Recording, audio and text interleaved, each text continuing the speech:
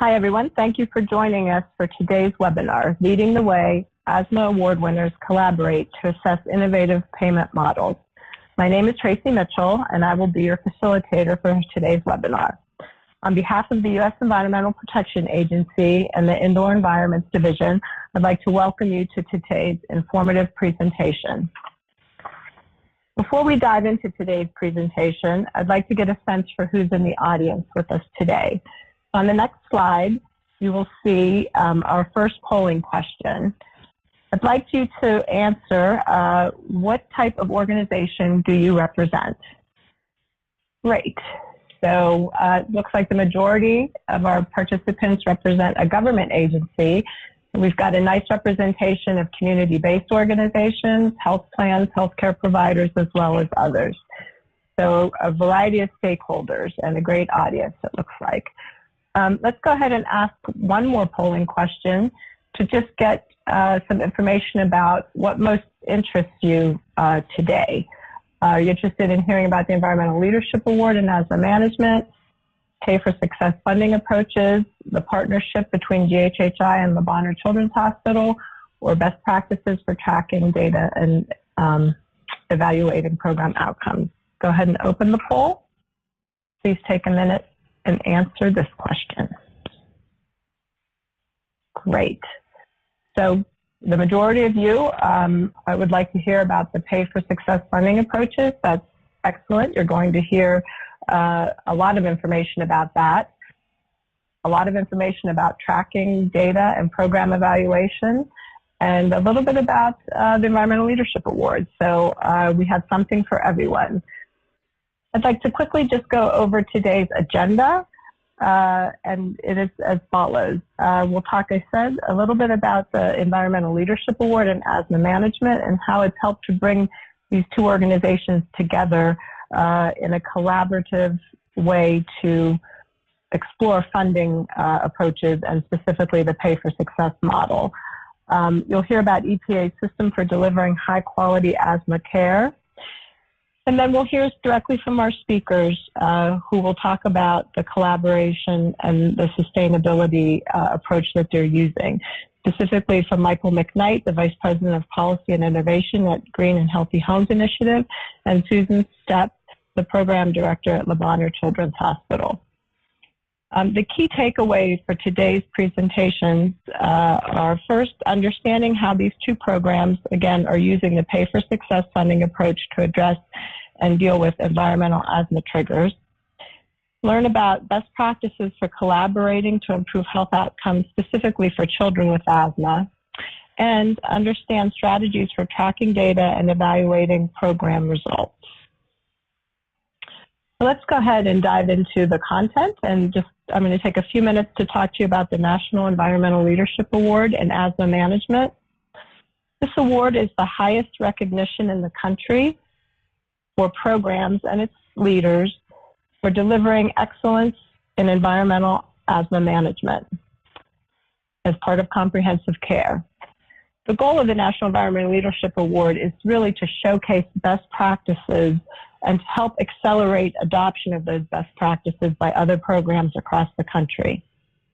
To be eligible, applicants must be using the standards of care, the NIH Expert Panel Report 3, the Guidelines for the Diagnosis and Management of Asthma. And winners receive some of the benefits of receiving the award. Winners receive a place in the National Environmental Leadership Award Asthma Management Hall of Fame, which we'll talk about in a second. Winners receive national recognition through press releases and blogs, and an opportunity to serve as mentors to help others, again, adopt best practices and achieve impactful results in their own programs. I'd just like to take a minute to remind everyone that the application process is actually currently open, and applications are due by January 31st.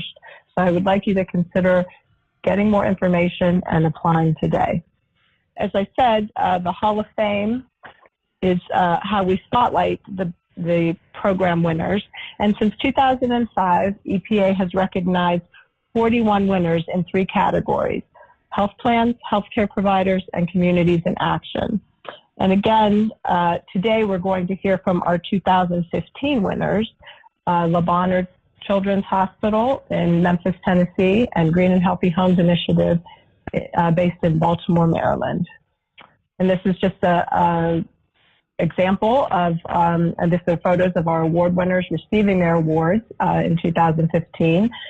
The award comes with a crystal. Again, typically it's awarded at a presentation in Washington, D.C., and we look forward to announcing the award winners in May as part of Asthma Awareness Month.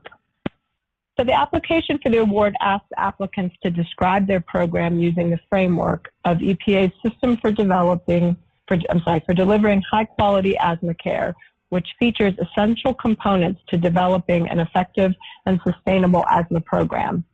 So this system is a conceptual framework, and it's based on the results of the Asthma Health Outcomes Project, which was conducted by the University of Michigan several years ago. In that study, the University of Michigan looked at several hundred asthma programs across the country and identified core elements that successful asthma programs had in common. And what they basically boiled down to were what we call the 5 key drivers of success.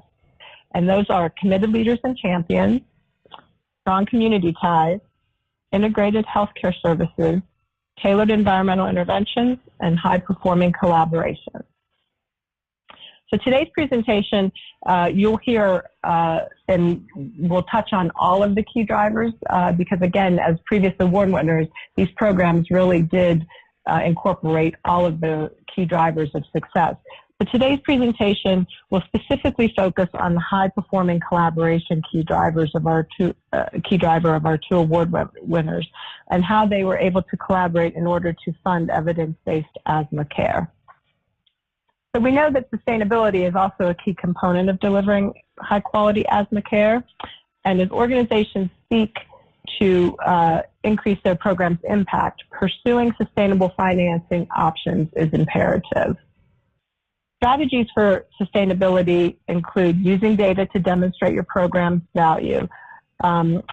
It's important to present data that matters to potential funders and payers and demonstrates the need for your programs and demonstrates the need for your program and your program's impact. It's also important to make it easy for supporters to want to support your program.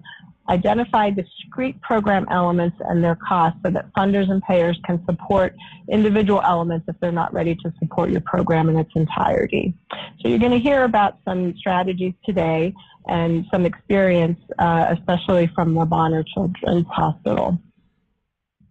Today's webinar is one example of the tools that are available to help programs make sense of opportunities for financing evidence-based in-home asthma care. In addition, I'd like to point you to the Financing In-Home Asthma Care microsite on AsthmaCommunityNetwork.org. On this site, you'll find a wealth of information and resources on topics such as the value of asthma home visits, building your workforce, effective reimbursement strategies, understanding options for reimbursement, and how to make the case, how to build a business case to funders. Again, this information is available at AsthmaCommunityNetwork.org /financing. I'd like to turn to our first speaker, Michael McKnight. He's the Vice President of Policy and Innovation at the Green and Healthy Homes Initiative, GHHI. GHHI is a national nonprofit dedicated to breaking the link between unhealthy housing and unhealthy families. GHHI replaces standalone housing intervention programs with an integrated whole house approach that produces sustainable, green, healthy, and safe homes. GHHI is a grantee of the Social Innovation Fund's Pay for Success program and previously selected 5 participants, including Le Bonheur Children's Hospital, to build capacity for new models of funding home-based asthma interventions. And you're going to hear about that work today. So without further ado, I'd like to welcome Michael McKnight. Thank you, Tracy. So our organization, GHHI, we actually started out doing in the environmental health space focused on lead poisoning and lead hazard reduction. And then the same families that we were working with to address lead, many also had children that had asthma, and we saw environmental health triggers. And so we added that capacity to our organization around 20 years ago, have been mainly funded through HUD grants, philanthropic grants, community development block grants over time. But we saw a lot of health outcomes that we were having, and so we looked to sort of expand our model to our Pay for Success portfolio over the last number of years as a way in which we could capture the health outcomes that we saw from the environmental health interventions and use that to fund the program. And right now we actually have an open RFP for free reimbursement support for asthma programs from GHHI. You can go to our website, greenandhealthyhomes.org. The applications are due January 29th. We'll be working with selected partners, both asthma programs and healthcare partners throughout 2018, helping those programs achieve reimbursement. One sort of the core components of GHHI's Healthy Homes program is for our asthma program, we have a model where in our initial visit, we have an environmental health educator that goes out, meets with the family, provides supplies, education, those sort of things. But then we also have at that same visit a environmental assessor who does a complete assessment of the entire home for both asthma triggers, irritants, and those structural conditions that may lead to those triggers and irritants. And then that assessor develops a scope of work to address all of those hazards. And then we have crews that go out every day helping families and doing things like integrated pest management, mold, venting bathrooms and dryers, doing plumbing repairs, structural repairs.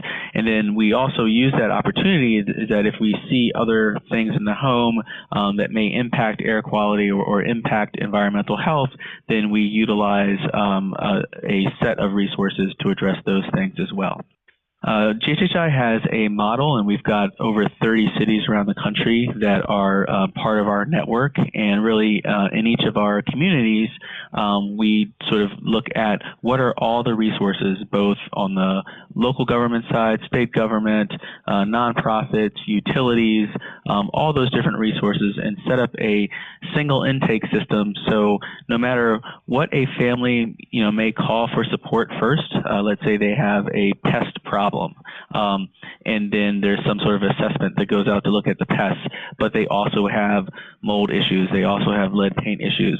All of the resources, all of the programs in that community are all aligned together. And so it's not just everybody sort of working within their own silos.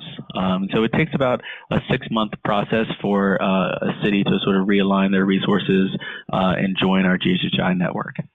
So as we work with cities around the country, and we did see some great outcomes from aligning these resources, but still there seemed to be this gap in terms of healthcare resources that we could take towards the Healthy Homes intervention. But we started to compile more and more data, and the literature base around the country started to increase in terms of the impact that these environmental services have on asthma. So we have had a publication, peer-reviewed publication in the Environmental Justice Journal, where we looked at a set of asthmatics that we served through one of our HUD grants and found a 66% reduction in asthma hospitalizations, 28% reduction in emergency room visits, and saw similar impact in our other cities. So we developed a joint proposal with the Johns Hopkins Medicaid Health Plan, which is Priority Partners, about saying we wanted to take some CMS, federal Medicaid innovation dollars, pay for this Healthy Homes intervention, and then track exactly how many dollars we save for that Medicaid MCO. Got back the proposal. They said the proposal looked great. We had actuarial analysis backing up our savings projections, but at that time, CMS did not want their dollars going towards housing interventions. So we had to sort of turn that around into an opportunity that developed into our Pay for Success portfolio. So basic background on how this Pay for Success financing structure works. So we had an organization come to us, an impact investment firm, who said, we will put up the upfront money to pay for these services, but there has to be a way in which we get our money back. And this is how the flow works. So those pay-for-success investors provide the upfront capital to scale an evidence-based service. In our case, we're talking about our Healthy Homes intervention for asthma. That service gets delivered for a targeted set of folks, and that leads to an impact on a end payer, usually government in some level. So here we're specifically talking about a Medicaid managed care organization. Even though the managed care organization is private, they're still managing government dollars. So that impact gets evaluated, and based off of what that evaluation shows, the back-end payer, in our instance, Priority Partners, the Medicaid health plan, would pay back the upfront investment from the savings that occur. So we had this initial project that we started working on with Hopkins, and the Social Innovation Fund, which is part of the Corporation for National Community Service, had a pay-for-success RFP that JHI applied and was awarded, and we were awarded money to replicate this model across the country, and we're happy that Memphis was one of the 5 other sites that we replicated it with. And then with support from the Robert Wood Johnson Foundation, we were able to expand to 5 additional sites, and then the Episcopal Health Foundation in Houston, Texas, we were able to sort of complete our now cohort of 12 pay-for-success projects around the country. And I'm happy to introduce our Memphis partner, Susan Stepp, who runs the CHAMP program. Susan? Thank you, Michael. I just want to begin by telling you something about our Le Bonheur CHAMP program. We are part of Le Bonheur's Division of Community Health and Wellbeing, so we are not actually working inside the walls of the hospital. And we launched this program in 2012 when we were recipients of the CMS Innovation Grant Award. And we really didn't have a difficult time explaining the need for such a program in Memphis at the time, given our vast population of children living in poverty and the very high rate of ED utilization and hospital utilization for asthma. So we developed this project and began working ardently to be able to look at those children that are considered high risk for asthma. We certainly were interested in the EPR3 standards and choosing a population of children who were the most severe, most persistent. And it's no surprise, of course, that because of the nature of our program, we're strongly linked to the medical programs of Le Bonheur and work with Dr. Christy Michael, who's a clinical immunologist. So our criteria for children we serve includes these things. Of course, they're children. They are enrolled in Tennessee's Medicaid program, or TennCare. They live in Shelby County, which is Memphis, or a contiguous county, and most of them tend to live in Shelby County.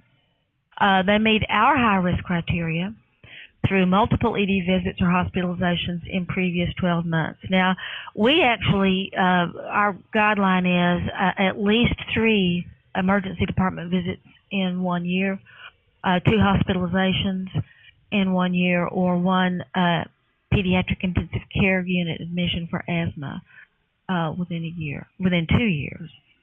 Children who are referred by PCPs are also accepted into the program because there are a good number of children who are poorly controlled and experiencing a lot of steroid bursts.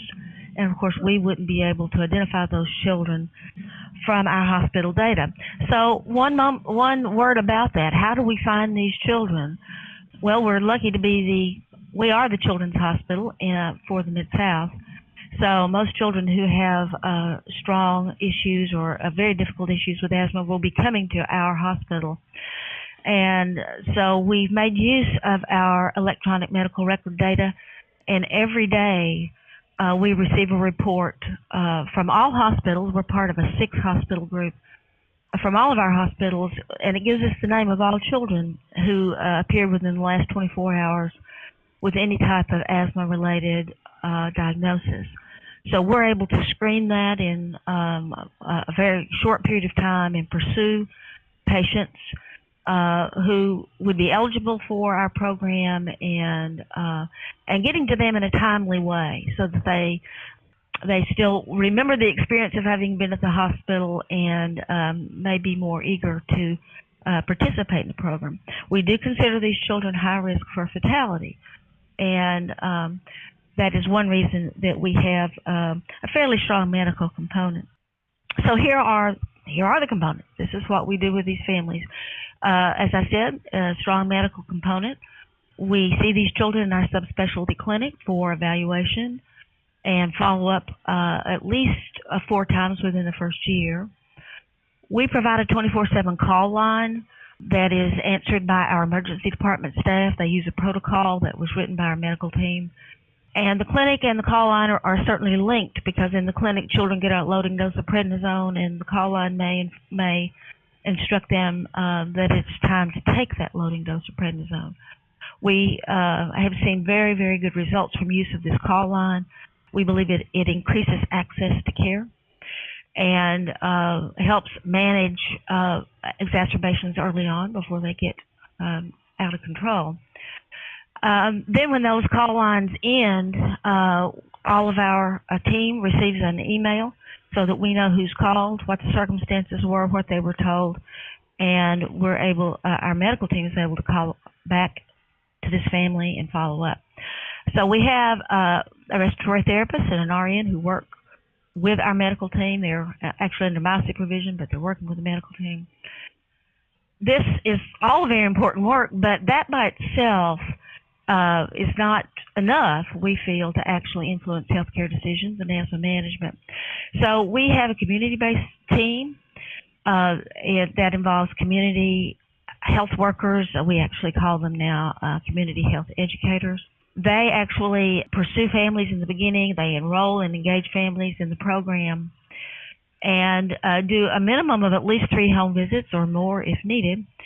And they have been well trained to talk about the asthma, the chronic disease process, and the importance of the medications and how to use spacers, and also have really great skills in just engaging people and being able to speak very openly to people and establish those helping relationships.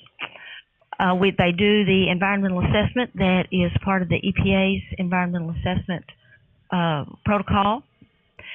We provide environmental supplies. But another important part of things that we do, I'm going to skip down to this part, the CHAMP Asthma Registry, because the key aspect of our program that is different and that really gives us the ability to think about sustainability is our CHAMP Asthma Registry. It's built on a platform that was developed by University of Tennessee Biomedical Informatics. We enter all of our information about what we do with those patients, and it is entered in a manner that is easily retrievable in terms of reports. But most importantly, every month the TennCare administration downloads all of the TennCare encounter data for those patients so that we can track their medication fills, their exacerbations, every single medical encounter they have. So that wealth of information, and the fact that we have a PhD evaluator who works with us, she's not full-time with us, but she helps us access that information and make use of it. So we use that data in 2 ways. Obviously, we evaluate it to see, look at what our outcomes are, what our issues are, but we also use it as a case management tool so that all of our community team uses that every day to look at the status of patients and how that might direct their time in trying to help them. We also have legal services available to families. That's critically important for a lot of reasons, and particularly for the environmental issues too, because we have a medical legal partnership at Lamar, and they are part of our service delivery process too.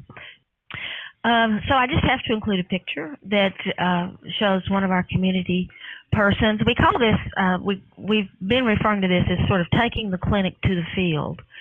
And this is Raisha Montgomery. She is one of our community team members working with this family, and obviously demonstrating the use of the spacer, and also talking about the reasons that people need to be mindful of their daily corticosteroids. You can imagine that given the criteria of this program, almost all of these children take a daily controller medication or a combination controller. So trying to keep people on the right path in terms of using that medication is a very strong part of what we do. But we also do a lot of advocacy and referrals around housing issues and, well, actually anything that would be a barrier to being able to manage asthma, which could be just about anything. So showing outcomes in two different ways. The first part, as I said, we gather data. We have a vast amount of data on all of the medical encounters that our patients have. The data at the top of the slide was prepared by Dr. Christina Underhill, our program evaluator. And it's looking at patients who have been enrolled for at least a year, and it was starting with an enrollment date of July 2016.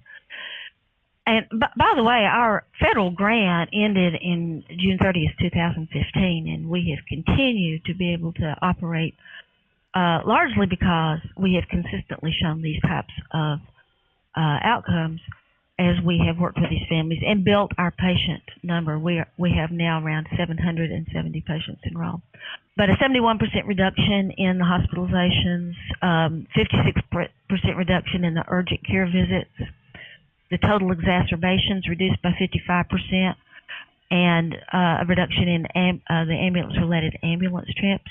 And, of course, this is Dr. Underhill going back into that data, pulling everything that has the asthma diagnosis. So it didn't have to happen at our hospital or in our offices. We know that it happened. But, of course, when you compare yourself to yourself, there's always this problem with looking at that data, and regression to the mean issues kind of come to mind. But recently, CMS did publish the final evaluation of the first round of Innovation Award winners. And we had been evaluated by a third-party neutral evaluator, NORC of the University of Chicago. And you can see the outcomes that were listed in that publication, which is online. We did show statistically significant reductions in ED visits, all-cause and asthma hospitalizations, and reduction in cost of care per child by around $2,000 per year. So as part of our work in dealing with asthma, you can tell we do a lot of those things that are typical of the medical and the community-based. But we also have been working to develop some better conditions around the housing issues in our city. Because we have such poor housing stock. I suspect every city represented on the line would feel the same way about that. But we simply have so many people living in poverty and living in conditions that really do adversely affect asthma. So we developed a Healthy Homes Partnership. We were helped to coordinate that. We sort of drove that process, starting with 18 agencies who had mutual interests. And, you know, the whole idea was looking at coordinated health care, trying to empower families, and create healthier homes for all the children in Memphis. That partnership is a group of people who meet regularly, trying to move the needle forward, if you will, on these concerns. And to the right, you see that list of subcommittees that are working in these different areas: policy, codes, health housing impacts, education advocacy, and then data and evaluation. So the Healthy Homes Partnership has been in existence for about 3 years now, a little more than 3 years. And so some important things have happened. The goal of this collaboration is to ensure that every child grows up in a healthy home. We're very interested in this work on housing policy and code enforcement, and building a healthy home service delivery system.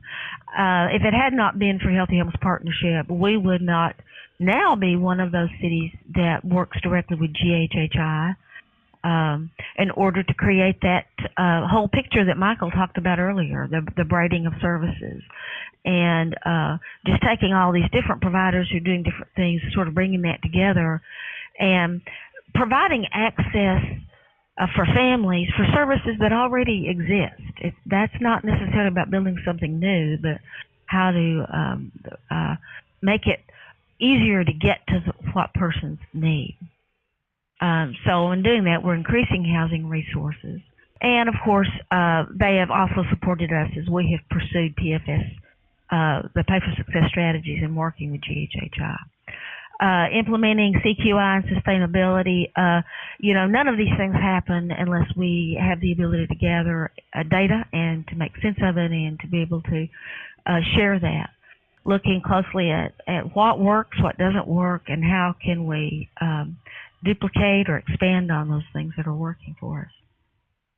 So now I think I'll turn it back over to Michael with the next slide. Thanks, Susan. So when we started developing the Pay for Success project in Memphis, we started with a feasibility study. That's sort of how Pay for Success starts, where it's really using data to determine, to do all of the underlying analysis that you need to do to see whether or not a project can sustain, capital, that there is a return. And so it was great working with Le Bonheur and our other partners here because of the great collaboration that they already had with TennCare and access to data that we utilize for that analysis.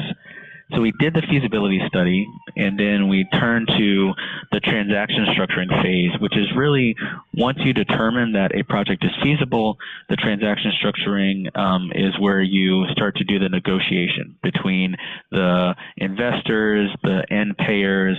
Susan and I just a couple months ago had a meeting with all three managed care organizations that would be the end payer for this project, talking about what the contract might look like.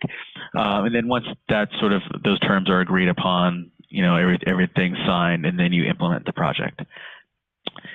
So a big component of our analysis was really looking at the target population, and Susan went through the CHAMP trigger criteria. What made you eligible to be in that program, and so we utilize some of the similar types of groups, but looked at some lower utilization groups as well, just to see if what the potential savings might be for that group. And so we looked at folks that had multiple hospitalizations, multiple emergency department visits, but even what it might look like for potential savings of someone that only had one emergency department visit in a given year. And then working with our actuarial partners, Milliman, and trying to take into account both the regression to the mean that happens over time, and to really try to target what is the specific dollars and savings that could be attributable to this intervention. We took multiple years of TennCare data statewide for each of those different subpopulations, and looked at what the cost of those populations were over time, and then looked at what the cost might be if that population received the CHAMP program and including Healthy Home Services added in. And that leads to a different cost curve, the bottom cost curve. So the one on the top is your cost base, the one on the bottom is with the intervention. And that space in between is the marginal cost savings that we can say is attributable to the intervention. And we were able to work with our actuarial partners to assign a treatment effect across different cost categories, and that would be the treatment effect for that population. So the output of that actuarial analysis, GHHI put into an economic model, and we use that to craft the terms of the project. So starting on the left side of the screen, we're looking at a population somewhere between 186 per year up to around 330 patients per year, and we designed a project of doing 3 years of services. We mainly wanted to target the patients that did have that history of hospitalization. There's just the greatest savings potential there, and then folks that had multiple emergency department visits as well. We have an assumption of a budget of $5,500 per home. There is a wide range. Some homes need significant amount of work, some, just minor things, but that on average, looking at 5,500. The attrition rate is really relative to how long will that patient be on the Medicaid managed care plan. And so we have an attrition rate that we pulled from the data there. And then there's transaction costs. And really the transaction cost for this project is really that evaluation, because the evaluation is what triggers the payment from the managed care plans. And if you look on the right side of the screen, those different bar charts really lay out what the potential savings are for each of those subpopulations. So that highest risk group that have multiple hospitalizations in a given year, it's $24,000 of savings for that group. For folks that had one hospitalization in a given year, $12,000 of potential savings over time for that group. And then you see on down, and that group with only one emergency department visit, it's under $3,000 of savings, so a little bit below what the budget would be. So if you put that all together in one package, the sum total of the savings to the Medicaid managed care organizations and their population in Shelby County would be over $8 million of savings, with a total project cost, including all the transaction costs, of around $6 million. So a net of over $2 million and a pretty good return rate for a potential funder. And going back to Susan to talk about how you've looked at different pathways beyond just pay for success for reimbursement. Yes, thank you, Michael. Of course, sustainability and trying to keep our program alive is critical to us and one of the biggest challenges of all. And I refer to that as completing the funding picture. I think in the beginning we might have naively thought that gee, this is such great work, someone will want to pay us to do it. And that just isn't true, not at that level necessarily. But we need to look to a variety of ways to be able to fund the program and to look at the different services that we have. There are reimbursable services that we are providing now, even at the community-based level. We are, hopefully in February, beginning an arrangement with Blue Cross of Tennessee, and they will be reimbursing us for our community-based visits. And the amount of reimbursement there is not great. It does not pay for the program in total, but it is an important part of what the funding picture can be for our program. Another aspect, the second one says payment for healthcare improvement. Another thing that is important to know is that particularly when you're dealing in a managed care world and dealing with MCOs, saving money is important. Of course, if they saved a great deal of money and didn't spend it, then they wouldn't get much money the next year. So you have to think that there are other things important too. All MCOs, all payers are held accountable for certain quality measures, HEDIS measures, and helping to improve the efforts of certain populations in those measures can be very valuable to them. Okay? And our conversations with Blue Cross, that is certainly been something they've talked with us about a lot, and we hope to be working with them on improvement of those measures. Although I don't mind saying that our patients do very, very well in comparison to their other high-risk patients. Demonstrating cost savings and sharing in cost savings, and this leads to this concept of perhaps a value-based purchasing agreement. I know Michael will be talking about that more. But it seems like it goes hand in hand with a pay-for-success strategy. If there are cost savings there, then how can the person who does the service share in those savings and still pay for the program? And so the value-based purchasing concept and the pay-for-success concept really do go hand in hand there. Another important thing that I've learned in this process, too, is being willing to embrace some new opportunities. For example, this relates back to looking at healthcare improvement metrics. Some of the things that we don't solely focus on are still very important to our patients. We know, and we've learned, that we've done such a great job at getting our patients to come see us that they probably need to see their primary care physicians more. And that's an area that we need to work on, and we've certainly been doing that in the past year. But So if we can help the payers increase the EPSD and T screenings for those patients, then that is certainly within the scope of our mission, what we want to accomplish for these children, and also makes our services even more positively viewed by a potential payer. So, Michael, I'll turn this back over to you. Thanks, Susan. And I thought you said it best, where you said pay for success can go hand in hand with sort of this value-based payment, and that's sort of what we've heard from both TennCare and our state Medicaid partners and federal CMS around this. And so I'm just going to sort of walk through this structure. So we have this program, and we say it costs $6 million. It's going to save over $8 million. The pay for success funders, and it could be philanthropy foundations or banks, they put up that first money, the upfront money. It goes to Le Bonheur. Some of that money can get used to pay for their Healthy Homes partner, and in Memphis, that's Habitat for Humanity of Greater Memphis. And the combined intervention of all of the services that Le Bonheur's CHAMP program does, plus some of these additional services that they're adding on with Habitat, will lead to improved outcomes and cost savings for the 3 Medicaid managed care plans: Amerigroup, Blue Care, and United Healthcare. So that would be that over $8 million of savings. So there would be a value-based payment contract between those 3 MCOs and Le Bonheur that would pay them out of that savings.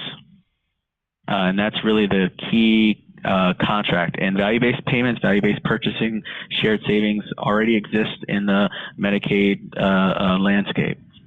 And so that would be used to pay Le Bonheur, and then there would be a financing arrangement on the back end where some of those dollars that Le Bonheur receives based on the outcomes that they produce would go back to the funders that put up the upfront capital.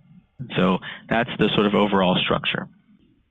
And in terms of evaluating how much payment there would be from that MCO back to Le Bonheur, we recommend looking at a shared savings evaluation using a matched comparison group, something like that, or a shared risk contract. And this is sort of just an illustrative example. So let's say we have an asthma population, and that population costs $100,000 per month in terms of that's how much the MCO is spending on that population. So each of those 12 bar graphs is, each month of the year. And so you expect that it's $100,000 every month. But we want to compare the enrolled CHAMP group to that expectation. So in month 2, the cost was only $75,000. So we saved $25,000. In month 3, the cost was only $50,000. So we saved $50,000 in that month. In month 5, it was $150,000, so it was actually an overrun. So that was sort of a bad month for the enrolled population. And you just keep comparing month by month by month. By the end of the year, there was $180,000 of net savings for the enrolled population, and that would be the pool by which the MCO would make that shared savings payment. And I think, Susan, you talked about this earlier as well. So there is a sort of a cash gap and really a time gap as well. So, you as a provider, you have a program, you sign a contract, you enroll patients into your program, you deliver your services. Those services should have an impact over time. That impact needs to be evaluated. And then based off of that evaluation, that would trigger some value-based payment. But you obviously need money up front to deliver the services. And so how do you sort of solve for that cash gap until you get paid? That's where pay for success comes in. So under sort of the current Medicaid regulations, having a shared savings contract between a payer and a provider is perfectly normal, and that provider is able to enter into additional arrangements to finance their work. So going from government, both the state and the feds, provide money in terms of a capitation rate that goes to managed care organizations to provide services for the Medicaid population. That managed care organization has contracts with providers like Lebaner, and then Lebaner would have right now currently has sort of free reign to finance their work to solve for that cash gap. Now they could sort of pay for the upfront cost themselves. That's an option. Or they could get a traditional loan, or they could get a pay for success loan where the person that is providing the upfront capital is taking on the risk that they won't get repaid unless Lebaner gets repaid based on the outcome of the program. And now go back to you, Susan, for some of our lessons learned. One of the first things we've learned is that whatever model you use in order to deal with asthma management and to improve that, it has to be something that works for families. I can tell you for a fact that the skeleton of the approach that we began with and submitted to CMS back in 2012 is really different from what we're doing right now.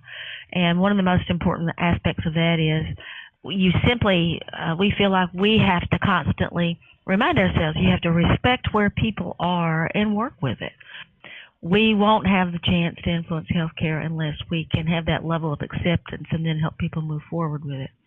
So that's where all this relationship business comes in, and the ability to connect, and not only with our patients and families, but with the partners, and realizing the limitations of those relationships and working around those or accepting those as we need to.